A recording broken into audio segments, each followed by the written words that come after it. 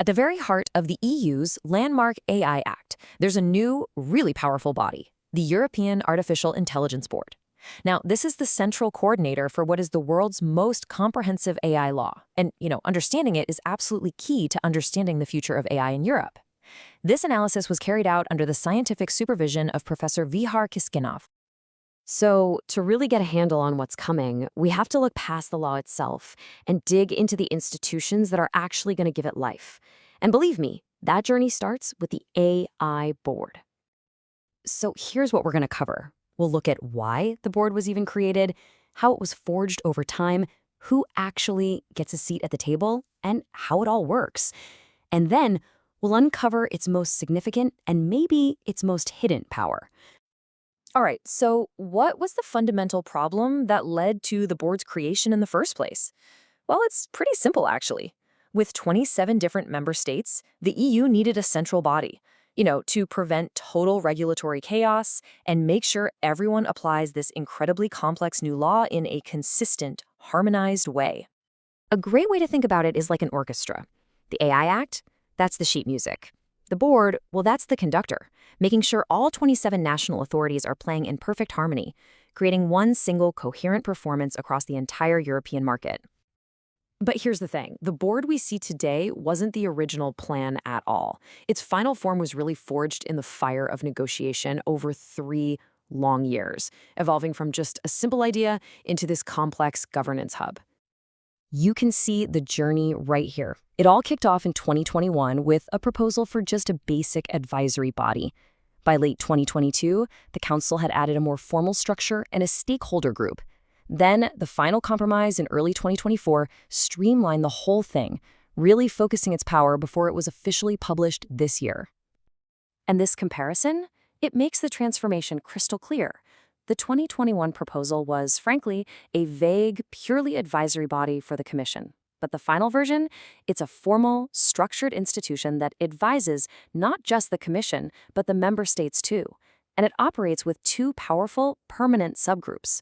I mean, that is a massive change in both scope and influence. So what does this final blueprint actually look like? Let's take a closer look at the board's composition to really understand who has a voice in shaping the future of AI in Europe. Okay, so the board is first and foremost a platform for cooperation. Its entire reason for being is to drive consistency, with its core members being representatives from every single EU member state. And breaking that down, we see it's 1 representative per country. Now, crucially, the European Data Protection Supervisor, that's the EDPS, is there as an observer, and that links AI governance directly to data privacy. The new AI office also attends to provide technical support, but they don't get a vote. So this structure makes sure national interests are front and center while still being informed by expert bodies. Now that we know who's on the board, how does it actually get its work done? Well, the structure is really designed for efficiency, with specialized subgroups to handle its pretty complex mandate. The workflow is quite logical. The main board sets the high-level strategy. Then below it, you have 2 permanent subgroups doing the heavy lifting. The first one coordinates market surveillance, so checking AI systems that are already on sale. The second one harmonizes the work of what are called notifying authorities, and these are the national bodies responsible for assessing high-risk AI before it can even be sold. And that first subgroup is particularly strategic. It's officially designated as the ADCO. So what does that mean? Well, it means AI enforcement isn't being built from scratch. Nope. It's being plugged directly into the EU's already well-established and really powerful product safety network.